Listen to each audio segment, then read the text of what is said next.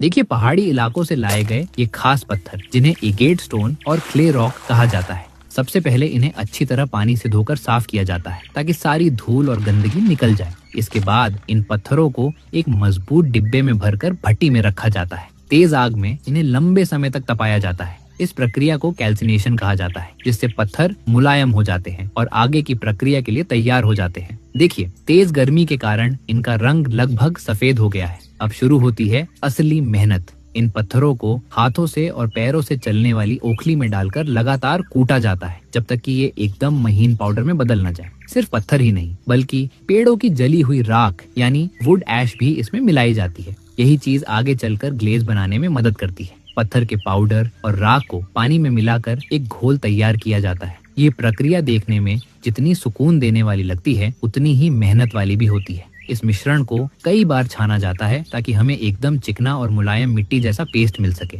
अब इस घोल को कपड़े में बांधकर टांग दिया जाता है, जिससे अतिरिक्त पानी धीरे धीरे बाहर निकल जाता है। कई दिनों की मेहनत के बाद यह घोल एक मजबूत मिट्टी के ब्लॉक में बदल जाता है। इसके बाद कारीगर इस मिट्टी को अच्छे से गूंथता है ताकि अंदर फंसी हवा पूरी तरह निकल जाए, क्योंकि अगर हवा का छोटा सा बुलबुला भी रह गया तो बर्तन बनाते समय वह टूट सकता है। अब शुरू होता है असली कमाल। कुम्हार चाक पर मिट्टी रखकर धीरे धीरे उसे आकार देता है। यह काम देखने में आसान लगता है, लेकिन इसमें बहुत अनुभव और संतुलन की जरूरत होती है। धीरे धीरे यह मिट्टी एक सुंदर कटोरे का रूप ले लेती है। हर हिस्सा ध्यान से बनाया जाता है ताकि आकार बिल्कुल सही बने। थोड़ा सूखने के बाद इसे उल्टा करके अतिरिक्त मिट्टी हटाई जाती है। इस प्रक्रिया को ट्रिमिंग कहा जाता है। इससे बर्तन हल्का और ज्यादा सुंदर बनता है। नीचे के हिस्से यानी फुट रिंग को भी बड़ी सावधानी से तराशा जाता है। अंदर एक छोटा सा फूल भी उकेरा जाता है। अब इन कच्चे बर्तनों को पहली बार भट्टी में पकाया जाता है। इस चरण को पिस्क फायरिंग कहा जाता है। पकने के बाद